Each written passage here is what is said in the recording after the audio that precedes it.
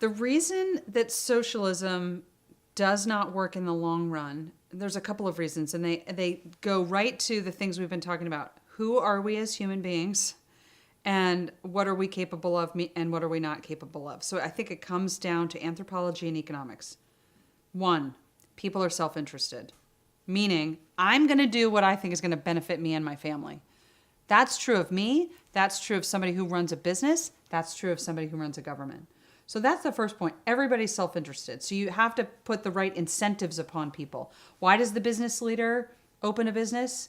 It's not because he's this altruist who cares about everybody. Maybe he does, but the real reason is because he's going to earn a profit, or she, if they do that and they do it properly. So incentives is the second reason. We're self-interested. We respond to incentives. We can't rely on altruism. That's the problem with socialism. It requires people to kind of have no incentive to do some of these things. The other thing or idea is knowledge. F.A. Hayek, very famous economist in the 20th century, talked about what he deemed to be the knowledge problem.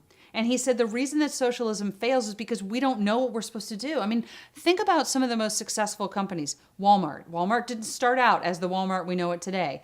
Microsoft didn't start out, Bill Gates is tinkering around in his parents' garage. This is a story of trial and error. They had to become that. Why? Because they constantly are engaging with their customers. They're trying to give customers better quality, lower prices. That's the name of the game. So the problem is that the socialist planners give orders, right? They say, start a Microsoft and figure out how to get people what they want. See, the problem with that is that there's no competition. There's no way for me to learn. So I think that's the third kind of bullet point is the social planners do not know what the next invention is in 5 years that we need to be working on now. The only way Apple knows that is because they're in the mix right now and they're trying to figure that out.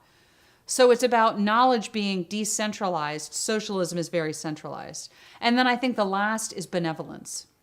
Socialism requires not only that we overcome the self-interest problem, the incentive problem, and the knowledge problem, but we're going to give these social planners all this power and say, you do this, you do this, you do this. I'm an organized society. We're going to create prices. We're going to think of all the things because we're really smart. And then we're going to use all that power wisely and we're going to be benevolent. This never happens. Again, what I said before, socialism is always connected to totalitarianism because if you're going to give somebody that much power, there's no way for them not to use that power to their own benefit.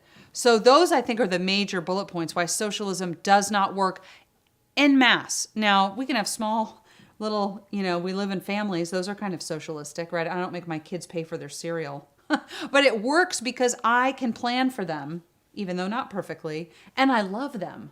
That's why families work. I love them and I care about them deeply in their long term. The socialist planner can't love all of us even if they wanted to. So those are the real, character flaws of socialism.